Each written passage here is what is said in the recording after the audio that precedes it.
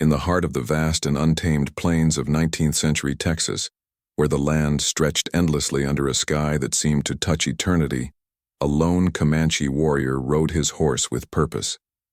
His name was Taha, a man known among his people for his quiet strength, sharp instincts, and unshakable resolve. The golden grass swayed in rhythm with the wind, creating waves that shimmered like liquid gold under the blazing sun. Taha's dark eyes scanned the horizon, always alert, always watchful. He had learned long ago that survival in this harsh land depended on being aware of every movement, every sound, every shadow.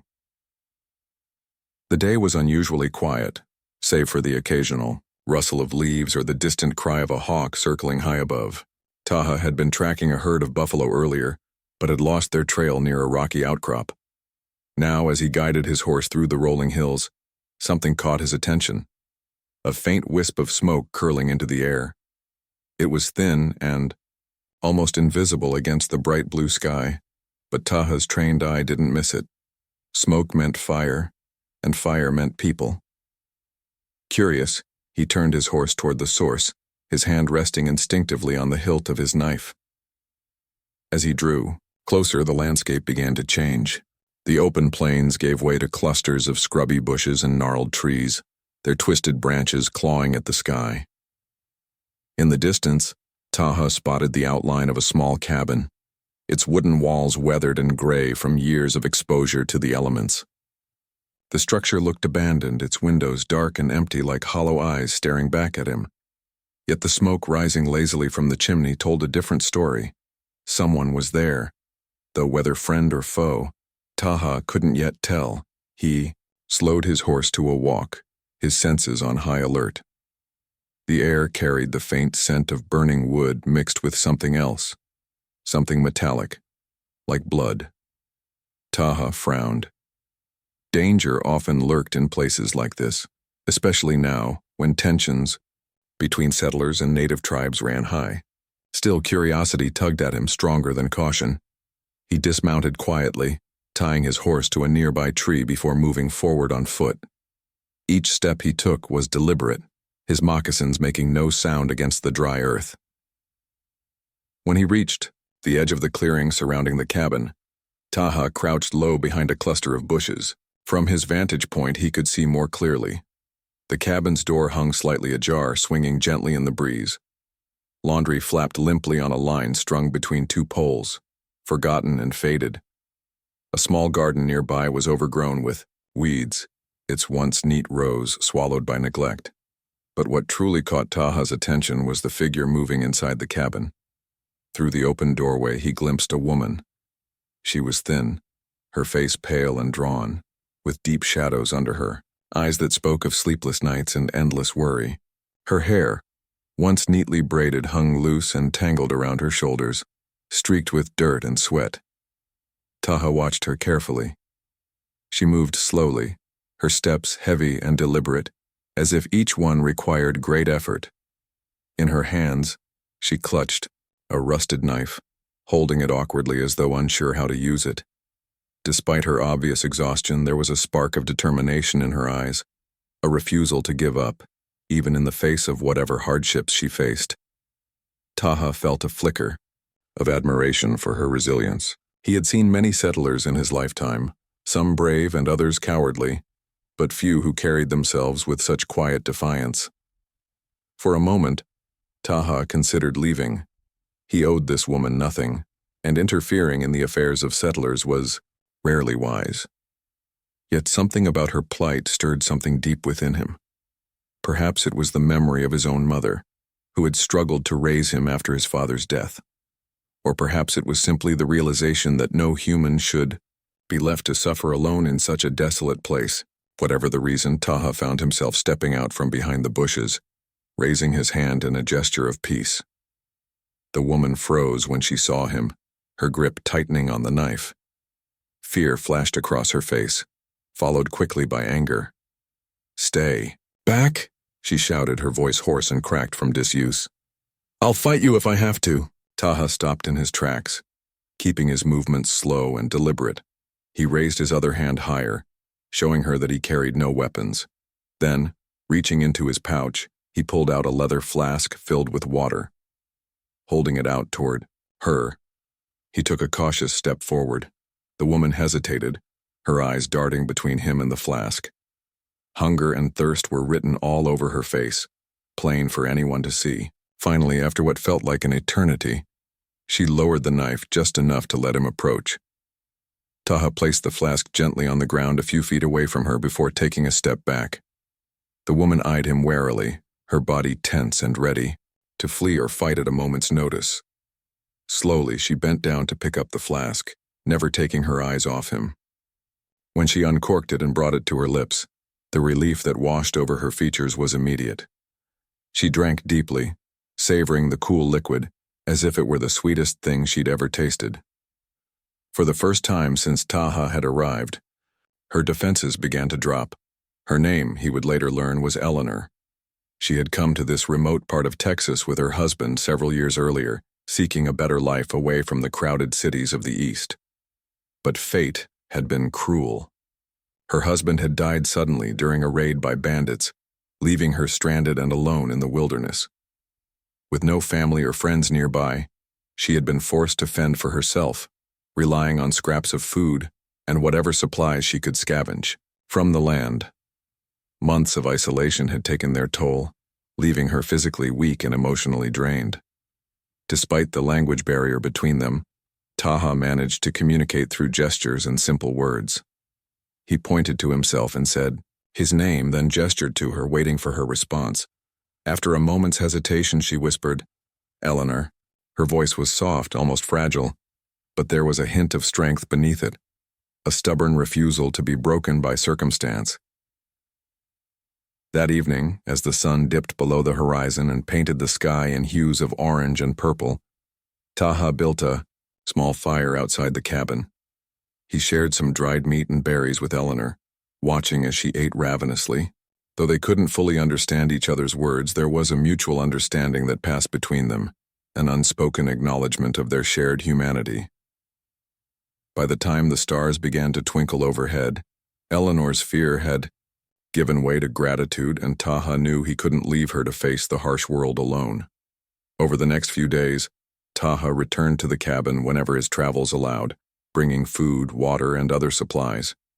Each visit deepened their connection, though neither could have predicted where it would lead. For now they were simply two souls brought together by chance, bound by compassion and a desire to survive in a world that often seemed determined to tear them apart.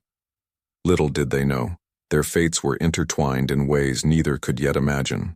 As the days turned into weeks, Taha's visits to Eleanor became more frequent. Each time he arrived, he brought something new: fresh meat from a recent hunt, bundles of herbs for cooking or healing, and sometimes even small trinkets like beads or feathers that he thought might bring a smile to her face. Eleanor began to look forward to his appearances, not just because of the supplies he carried, but because of the companionship he offered. Loneliness had been her constant companion since her husband's death, gnawing at her soul and making the vast emptiness of the plains feel even more oppressive. But with Taha's presence, the silence no longer felt so heavy. At first, their interactions were awkward and strained. Eleanor still harbored fears about Taha, shaped by years of hearing settlers' tales of Native Americans as savages who raided and killed without mercy. Those stories played in her mind whenever she saw him approach, despite the kindness he showed her. For his part, Taha was wary as well. He knew that many settlers viewed his people with suspicion and hatred, seeing them as obstacles to progress, rather than fellow inhabitants of the land. Yet neither could deny the growing bond between them, forged through shared vulnerability and mutual respect. Communication remained difficult, as neither spoke the other's language fluently. They relied on gestures, facial expressions, and the few words they managed to teach each other. Taha learned simple phrases like "thank you" and "stay safe," while Eleanor picked up basic Comanche terms for things like water, food, and fire. Their conversations were slow and halting, but they found ways to make them work. Sometimes they would sit together in silence, watching the sun set or listening to the wind whistle through the trees. In those moments, words seemed unnecessary. Eleanor, began to notice subtle changes in herself during this time. The constant fear that had gripped her heart ever since her husband's death started to loosen its hold. She slept better at night, knowing that someone was looking out for her. Her strength returned gradually, thanks to the steady supply of food Taha provided. More importantly, she felt a renewed sense of purpose. Instead of merely surviving day by day, she began to think about the future, a concept that had once seemed impossible. One afternoon, as Taha prepared to leave after one of his visits, Eleanor surprised herself by speaking up. "Wait," she said softly, using the little Comanche she had learned. She pointed to the leather pouch slung across his shoulder, which he often used to carry supplies. "What is inside?" she asked, stumbling over the unfamiliar syllables. Taha paused, intrigued by her curiosity. Opening the pouch, he pulled out a handful of dried berries and held them up for her to see. Then, with a grin, he reached deeper and produced a small wooden carving, a bird with wings spread wide as if ready to take flight. He handed it to her, mimicking the motion of flying with his hands. Eleanor examined the carving closely, marveling at the skill and care that had gone into creating it. "Beautiful," she murmured, holding it up to catch the light. It wasn't much, but it meant the world to her. For the first time in months, she felt a spark of joy flicker within her chest. The next time Taha visited, he brought another gift, a necklace made of tiny shells and colorful beads. Eleanor accepted it gratefully, slipping it over her head and letting it rest against her collarbone. From then on, their exchanges became more personal. Taha told her stories about his life among the Comanche, using vivid hand motions and sound effects to bring them to life. He described epic hunts, fierce battles, and sacred ceremonies, painting pictures with his words that Eleanor could almost see in her mind's eye. In return, Eleanor shared fragments of her own story. She spoke of her childhood in the East, where winters were cold and towns buzzed with activity. She talked about meeting her husband and their dreams of building a new life together in Texas. Though her voice trembled when she mentioned his death, she didn't shy away from the pain. Sharing her memories helped her process them, turning raw wounds into scars that could heal with time. Their connection deepened further when Taha stayed overnight during a violent storm. Thunder rolled across the sky like a drumbeat, and lightning illuminated the cabin in flashes of blinding white. Rain lashed against the windows, threatening to break through the cracks in the walls. Eleanor huddled near the fireplace, shivering, despite the warmth of the flames. When Taha entered, soaked to the bone but calm as ever, she gestured for him to join her. They sat side by side, wrapped in blankets and sharing the heat of the fire. The storm raged outside, but inside the cabin there was an unexpected sense of peace. As the hours passed, Eleanor found herself leaning slightly toward Taha, drawn by his quiet strength and steady presence. Without realizing it, she drifted off to sleep, her head resting lightly on his shoulder. When she woke the next morning, she felt a pang of embarrassment, but Taha simply smiled, as if nothing unusual had happened. It was during these quiet moments that Eleanor began to see Taha not just as a savior or a friend, but as something more. His kindness wasn't born of obligation. It came from a place of genuine care. He listened to her when she spoke, treated her with respect, and never judged her for her weaknesses.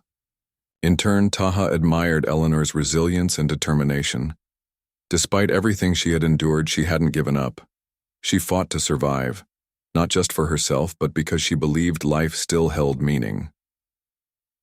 One evening, as they sat together, under a canopy of stars, Taha made a decision. He had watched Eleanor grow stronger and more confident with each passing day, yet he couldn't ignore the dangers she faced living alone in such a remote area.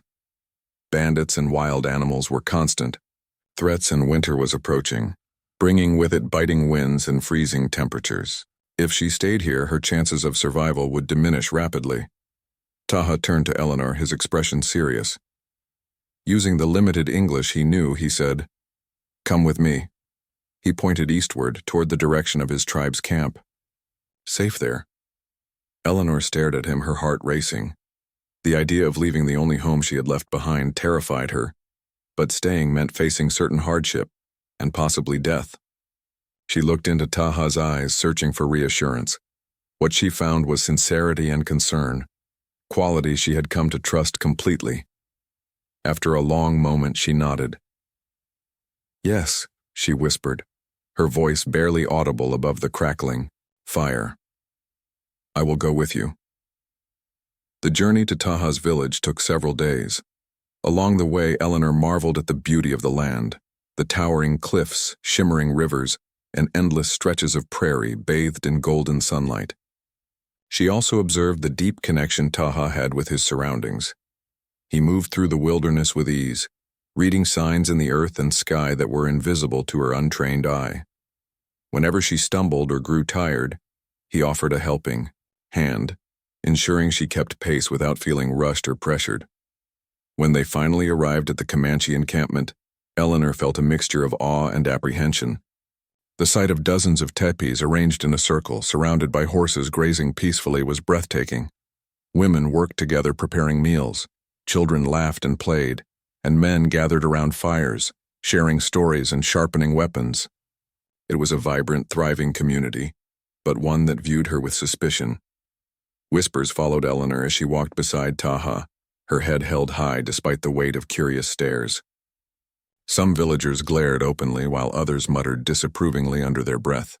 Taha ignored them, leading her straight to the center of the camp where the elders sat in council. There, he explained his intentions: to take Eleanor as his bride and integrate her into the tribe. His announcement sparked heated debate, with voices rising in protest. But Taha stood firm, his resolve unwavering. He argued that Eleanor had proven herself worthy of protection and respect. She had survived unimaginable hardships and shown courage, beyond measure. To abandon her now would be dishonorable. After hours of deliberation, the elders reluctantly agreed, though not without conditions. Eleanor would need to earn her place among them, proving her loyalty and willingness to adapt to their way of life.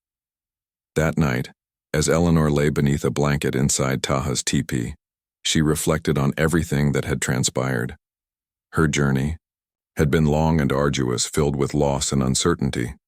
Yet here she was, embarking on a new chapter, one that promised challenges, but also hope. For the first time in years, she allowed herself to dream of a future worth fighting for. And as Taha settled beside her, his presence steady and reassuring, she knew she wasn't alone anymore. Eleanor's first days in the Comanche village were a whirlwind of unfamiliar sights, sounds, and customs. The camp was alive with activity from sunrise to sunset, each person playing a vital role in the community's survival. Women worked together to prepare meals, tan hides, and weave baskets, their hands moving with practiced ease. Children darted between teepees, laughing and shouting as they played games that seemed both chaotic and organized. Men gathered in groups, discussing hunts, raids, or plans for the coming seasons. For Eleanor, who had spent months alone in her cabin, the energy of the village was overwhelming and sometimes intimidating. From the moment she arrived, it was clear that not everyone welcomed her presence. Some villagers glared at her openly, their expressions filled with distrust. Others whispered behind their hands, casting suspicious glances her way whenever she passed. Eleanor tried to ignore them, focusing instead on learning the rhythms of life in the camp. She watched closely as the women went about their daily tasks, observing how they cooked over open fires, sewed clothing from animal skins, and cared for the children. At first, she kept her distance, unsure of where or if she belonged. But Taha encouraged her to join in, assuring her that participation was the best way to earn trust. One morning, a group of women sat around a large pot boiling over a fire, preparing stew for the midday meal. Eleanor hesitated at the edge of the circle, unsure whether she should approach. Sensing her uncertainty, one of the older women, a grandmotherly figure named Naya, waved her over. "Come," Naya said in broken English, patting the ground beside her. "Help." Eleanor obeyed, sitting cross-legged next to Naya and mimicking her movements. The task was simple: peel roots and toss them into the pot. It wasn't glamorous work, But Eleanor threw herself into it, determined to prove her worth. As she worked, Naya began teaching her basic Comanche words, pointing to objects and repeating their names until Eleanor could repeat them back. By the end of the day, Eleanor had learned the words for root, fire, and water, and earned a small nod of approval from Naya. Over time, these small victories added up. Eleanor started helping with other chores, like gathering firewood, fetching water from the nearby stream, and tending to the horses. Each task came with its own set of challenges, but she tackled them with determination. Her hands grew calloused from hard labor, and her body ached from hours of bending, lifting, and carrying. Yet she didn't complain. Every effort she made brought her closer to acceptance within the tribe, and closer to understanding Taha's world. Still, there were moments when the weight of her situation threatened to crush her. Late at night, after the camp had grown quiet, Eleanor would lie awake inside the teepee, staring at the flickering shadows cast by the dying embers. Doubts crept into her mind. Was she strong enough to adapt to this new life? Would the villagers ever truly accept her? And what did the future hold for her and Taha? These questions swirled in her thoughts, keeping her restless and uneasy. Taha noticed her struggles and did his best to reassure her. He often stayed up late with her, speaking softly in a mix of Comanche and English. "You are brave," he told her one night, placing a gentle hand on her shoulder. "Stronger than you think." His words gave her comfort, even when her fears felt insurmountable. Despite the challenges, Eleanor found moments of joy amidst the hardships. One afternoon, while helping a group of women tan hides, she discovered a knack for the task. The process required patience and precision, scraping away fat and tissue without damaging the leather. But Eleanor quickly got the hang of it. When she completed her first hide to perfection, the women cheered and clapped her on the back, their laughter warm and genuine. For the first time, Eleanor felt a sense of belonging, however fragile it might be. Her relationship with Taha deepened during this period as well. They spent evenings together outside the teepee, sharing stories under the stars. Taha taught her more about Comanche traditions, explaining the significance of ceremonies, symbols, and rituals. In return, Eleanor shared memories of her childhood, describing the bustling streets of eastern cities and the simple pleasures of family gatherings. Their conversations created a bridge between their two worlds, allowing them to understand each other in ways neither had thought possible. But life in the village wasn't all work and talk. There were celebrations too, times when the entire community came together to sing, dance, and feast. Eleanor attended her first such gathering shortly after arriving. The event was held to honor a successful buffalo hunt, and the air buzzed with excitement. Fires blazed high, casting golden light across the camp. Drummers beat out steady rhythms, and singers chanted ancient songs that seemed to echo through the very earth. Dancers moved in intricate patterns, their bodies adorned with feathers, beads, and paint. At first, Eleanor watched from the sidelines, feeling out of place among the vibrant display. But Taha urged her to join in, taking her hand and leading her into the circle. Though her movements were clumsy at first, Eleanor soon found herself swept up in the rhythm of the drums. She laughed as she twirled, her earlier insecurities melting away in the heat of the moment. For the first time in years, she felt truly free. Not everyone approved of Eleanor's growing integration into the tribe. A young warrior named Chenoa, known for his fiery temper and disdain for outsiders, took every opportunity to challenge her. He mocked her attempts to learn Comanche customs, calling her clumsy and useless. Once, when Eleanor accidentally spilled a bowl of stew during a meal, Chenoa sneered, "She does not belong here. She is weak like all settlers." Eleanor flushed with embarrassment but held her ground. Instead of retreating, she knelt down and began cleaning up the mess, ignoring Chenoa's taunts. Later that evening, Taha confronted Chenoa, his voice low and firm. "She is my wife," he said.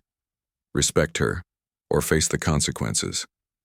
Chenoa backed down, though his resentment lingered. As weeks turned into months, Eleanor continued to grow stronger and more confident. She mastered skills that once seemed impossible, earning grudging respect from even her harshest critics. Slowly but surely, the villagers began to see her not as an outsider but as part of their community. They invited her to join in games, share meals, and participate in ceremonies. Even Naya, who had initially been skeptical, began treating Eleanor like a daughter, offering guidance and affection. Through it all, Taha remained her steadfast companion. He celebrated her victories, supported her during setbacks, and reminded her of her strength when doubt crept in. Together, they built a life that blended their two worlds, a testament to the power of love and understanding in the face of adversity. By the time winter arrived, blanketing the plains in snow and forcing the tribe to settle into a quieter routine. Eleanor no longer felt like an outsider. She had earned her place among the Comanche, proving herself worthy of their trust and respect. More importantly, she had found a new sense of purpose, a reason to keep fighting even when the odds seemed insurmountable. And as she sat beside Taha, watching the sun rise over the frozen landscape, she knew that whatever challenges lay ahead, they would face them together. Winter settled over the Comanche village like a heavy blanket, transforming the golden plains into a sea of white. The biting winds howled through the camp, carrying with them icy breaths that stung exposed skin and froze the ground beneath their feet. Life slowed down as the tribe adapted to the harsh conditions, focusing on survival and staying warm. Teepees were reinforced with extra layers of buffalo hides, and fires burned day and night to ward off the relentless cold. For Eleanor, this season brought new challenges, but also opportunities to deepen her bond with the tribe.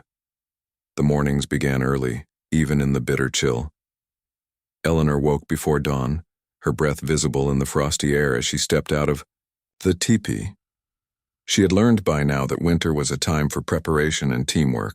Each member of the tribe had a role to play, and Eleanor threw herself into her tasks with determination. Her first job each day was to help gather firewood, a chore that required venturing beyond the safety of the camp into the frozen wilderness. Armed with an axe and bundled up in layers of clothing Taha had helped her sew, she joined a group of women who braved the snow to collect fallen branches and logs. At first, the work was grueling. The snow made walking difficult, sinking underfoot and soaking her moccasins despite the thick leather. Her hands, stiff from the cold, struggled to grip the axe properly. Several times she nearly gave up, frustrated by her lack of strength compared to the other women. But then she remembered Taha's words, "You are stronger than you think." So she pushed through the discomfort, chopping wood until her arms ached and dragging bundles back to the camp. Over time, her muscles grew stronger, and her movements became more efficient. The satisfaction of seeing the pile of firewood grow higher kept her going, even on the coldest days. Back at the camp, Eleanor turned her attention to cooking. Winter meals were hearty and filling, designed to provide warmth and energy against the freezing temperatures. Stews simmered for hours over open fires, flavored with dried herbs and chunks of meat from recent hunts.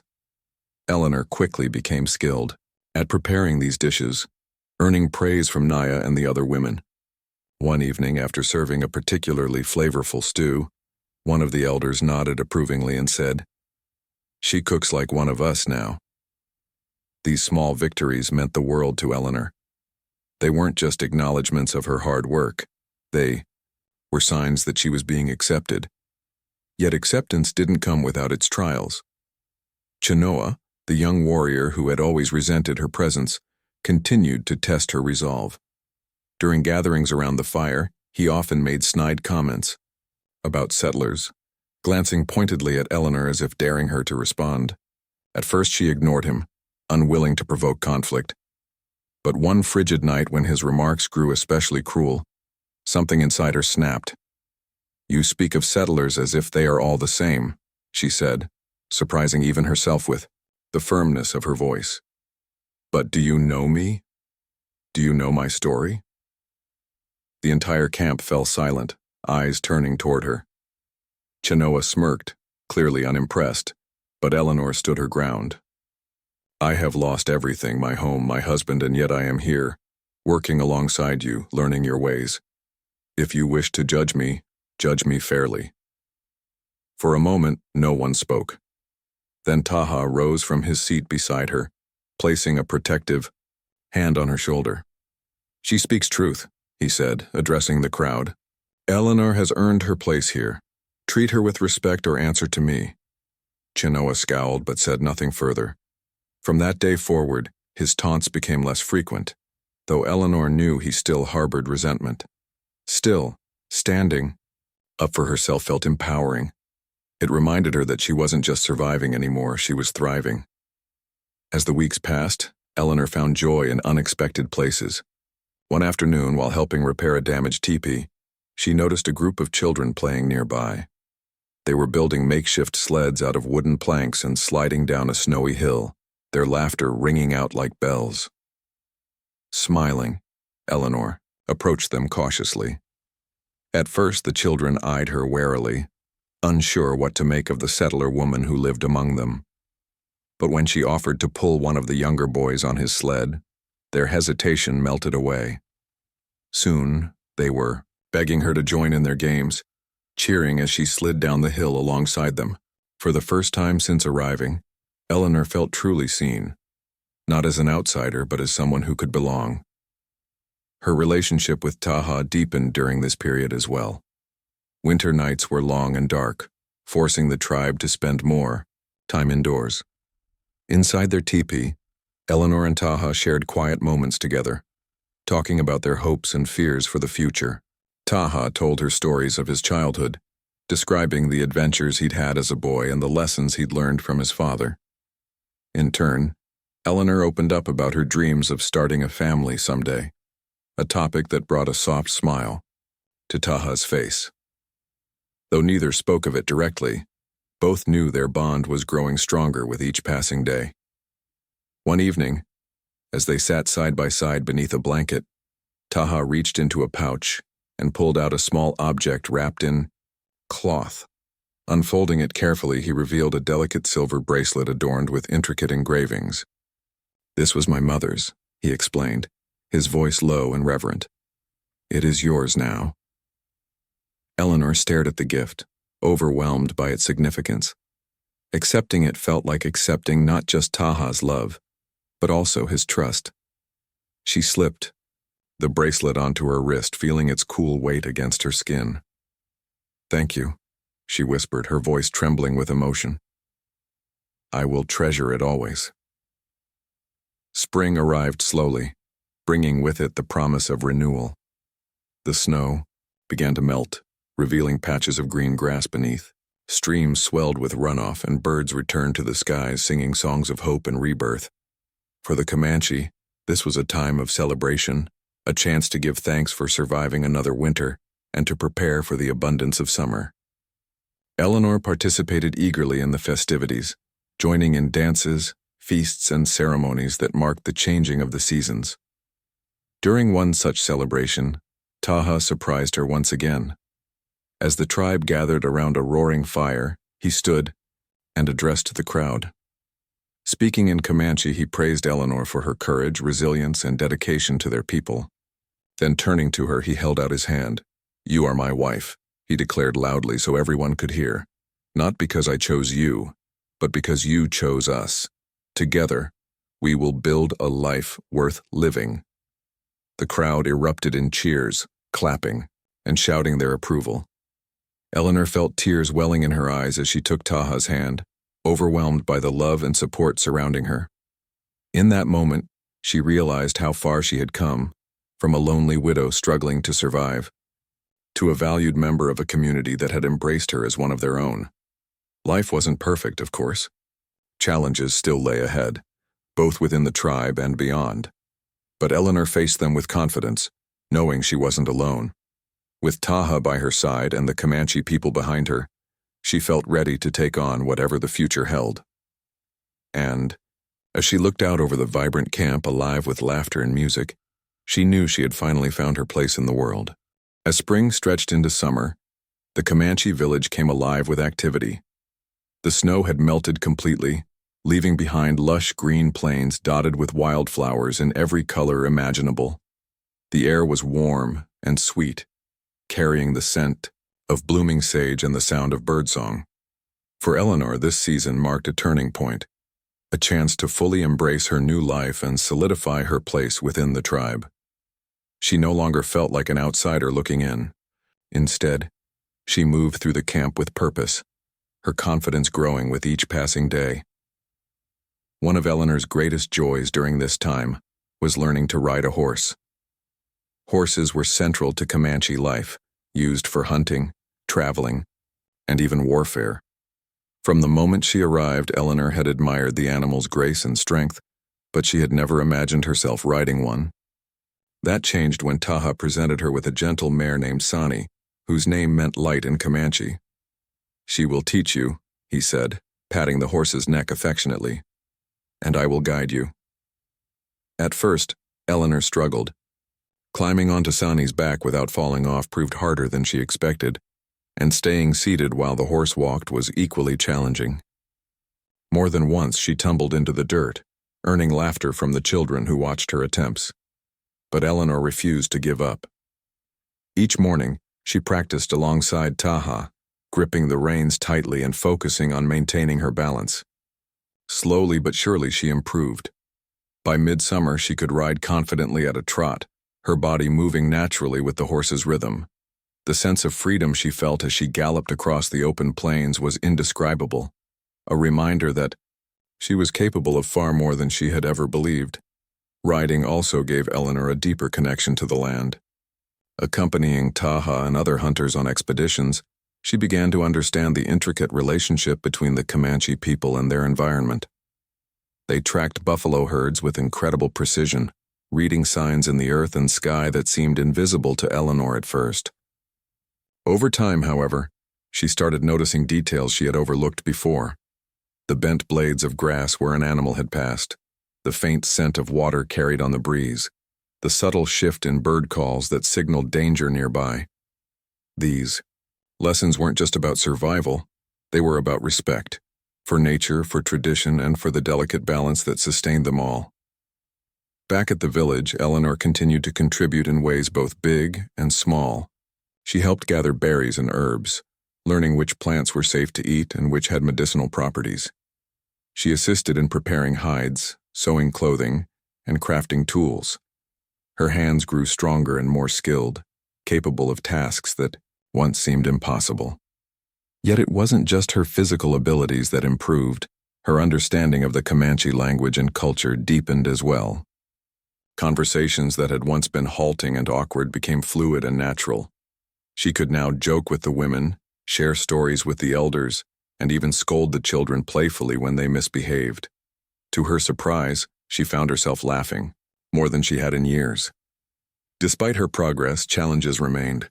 Some members of the tribe still viewed her with suspicion, unwilling to fully accept a settler woman as one of their own. Chenoa, in particular, continued to harbor resentment, though he rarely voiced it openly anymore. Instead, his disapproval manifested in quieter ways, sideways glances, muttered comments under his breath, or pointed silences whenever Eleanor entered a conversation. While these actions stung, Eleanor chose not to let them define her experience. She focused instead on building relationships with those who welcomed her, finding strength in their support. One person who stood firmly by her side was Naya, the elderly woman who had first encouraged her to join in the work of the village. Naya treated Eleanor like a daughter, offering guidance and affection without hesitation. She taught her how to weave baskets, prepare traditional remedies, and care for infants. In return, Eleanor shared her own knowledge, introducing the tribe to simple techniques she had learned as a settler. Together, they created a blend of practices that honored both cultures, proving that differences didn't have to divide them. Summer also brought moments of profound beauty. One evening, as the sun dipped below the horizon, painting the sky in shades of orange and pink, the tribe gathered for a special ceremony. It was a celebration of unity, a ritual performed whenever two worlds came together in harmony. Eleanor stood beside Taha, holding his hand tightly as the elders spoke blessings over them. Then in front of the entire community they exchanged vows, a mix of Comanche traditions and Eleanor's own customs. Taha placed a feather in her hair, symbolizing protection and trust, while Eleanor offered him a piece of jewelry she had crafted herself, representing commitment and love. As the crowd cheered and drums beat in celebration, Eleanor felt a surge of gratitude, not just for Taha, but for everyone who had supported her journey. The months that followed were filled with new beginnings. Eleanor and Taha decided to start a family, a decision that brought both excitement and nervousness. Pregnancy among the Comanche was seen as a sacred event, surrounded by rituals and prayers to ensure the health of both mother and child. Eleanor embraced these traditions wholeheartedly, seeking wisdom from the older women and participating in ceremonies designed to honor the growing life within her.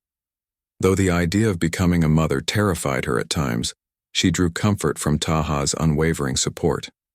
He reassured her constantly, reminding her of her strength and resilience. "You are ready," he told her one night as they sat beneath the stars. "You will be a wonderful mother." Life in the village continued to evolve, shaped by the rhythms of the seasons and the needs of the community. Eleanor adapted to each change with determination, always striving to learn and grow. She realized that belonging wasn't something given. It was something earned through effort, patience, and love. And as she looked around at the faces of her adopted family, she knew she had done just that. By late summer, the bond between Eleanor and the tribe had grown so strong that it was hard to imagine a time when she hadn't been part of their world. She no longer thought of herself as a settler or an outsider. She was simply Eleanor, a woman who had found her place among the Comanche. Her story was one of transformation, a testament to the power of courage, compassion, and connection. And though challenges undoubtedly lay ahead, she faced them with hope, knowing she wasn't alone. With Taha by her side and the support of her community, she was ready to embrace whatever the future held.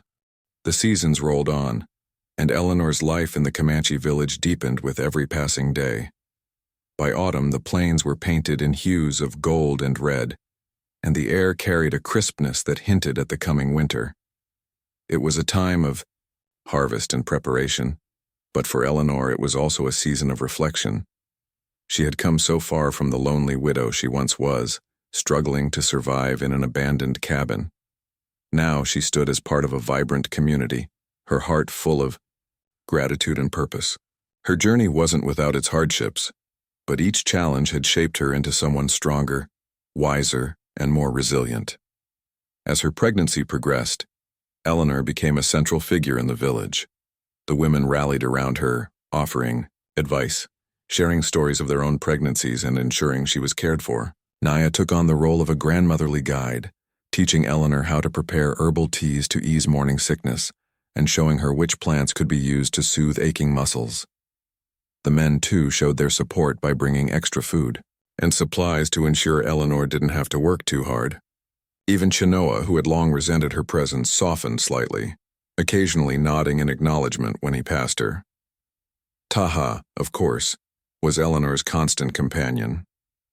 He fussed over her well-being, insisting she rest whenever he saw her lifting heavy loads or working too long. At night, they sat together under the stars, talking about their hopes for the future. "Our child will be strong," Taha said one evening, his voice filled with pride. "A warrior, perhaps, or a healer." Eleanor smiled, placing a hand on her growing belly. "Or maybe both," she replied softly. Though they couldn't predict what kind of person their child would become, they knew one thing for certain: this baby would be loved beyond measure. When the time came for Eleanor to give birth, the entire village gathered to offer prayers and blessings. Childbirth was considered sacred among the Comanche, and the rituals surrounding it were steeped in tradition. Naya led the preparations, building a small fire outside the teepee and burning sweetgrass to purify the space. Inside, other women helped Eleanor settle onto a bed of soft furs, speaking words of encouragement and singing songs meant to calm her nerves. Taha waited anxiously outside, pacing back and forth as he listened to the sounds of labor echoing through the walls. The birth was long and difficult, testing Eleanor's strength in ways she hadn't anticipated. But she endured, drawing on the lessons she had learned during her time with the tribe: patience, perseverance, and trust in herself and those around her. Finally, after hours of effort, a cry pierced the air, a sound so pure and powerful it brought tears to everyone's eyes. A baby girl, tiny but healthy, was placed gently into Eleanor's arms. Exhausted, but radiant, she looked down at her daughter and felt an overwhelming rush of love. Taha entered moments later, his face lighting up with joy as he knelt beside them. "She is perfect," he whispered, kissing Eleanor's forehead before cradling the newborn in his hands. The days that followed were a blur of celebration and care. The villagers showered Eleanor and the baby with gifts: beaded moccasins, intricately woven blankets, and small charms meant to protect against harm. They held feasts in honor of the new arrival, filling the air with laughter, music, and the smell of roasted meat. For Eleanor, these moments were bittersweet. She thought often of her late husband and the family they had dreamed of starting together. But instead of sadness, she felt peace. She realized that while her path had taken a different turn than she had imagined, it had led her to something equally beautiful: a second chance at love and happiness. As winter approached again, Eleanor settled into her role as a mother. Caring for her daughter, whom they named Nijoni, meaning beautiful in Comanche, became her greatest joy. She marveled at how quickly the baby grew, learning to smile, coo, and reach for her parents' faces. Nijoni seemed to embody the best of both worlds. Her dark hair and almond-shaped eyes hinted at her Comanche heritage, while her fair complexion reflected her settler roots. To Eleanor and Taha, she was a living symbol of unity, a bridge between two cultures that had once seemed irreconcilable. Life in the village continued much as it always had, though now with a new rhythm shaped by Nijoni's needs. Eleanor balanced her responsibilities as a mother with her duties to the community, finding fulfillment in both roles. She taught her daughter simple words in English and Comanche, sang lullabies in both languages, and introduced her to the traditions of her adopted family.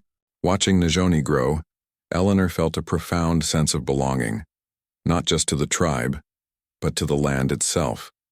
She understood now why the Comanche cherished their connection to nature. It was a bond that sustained them through hardship and celebrated life's beauty. Years passed, and Eleanor's story became legend within the tribe. People spoke of the settler woman who had braved loneliness and prejudice to earn her place among them. They admired her courage and resilience, seeing her as proof that differences could be overcome with understanding and compassion. Eleanor, in turn, credited her transformation to the people who had welcomed her, not just Taha, but the entire community. They had shown her that family wasn't defined by blood alone. It was built on love, trust, and shared experiences. The time Nijoni was old enough to run and play with the other children, peace talks between settlers and native tribes began to take shape. These negotiations aimed to reduce conflict and foster cooperation, though tensions still lingered. Eleanor found herself in a unique position, able to act as a mediator thanks to her dual heritage. She accompanied Taha to meetings with settlers, translating words and bridging gaps in communication.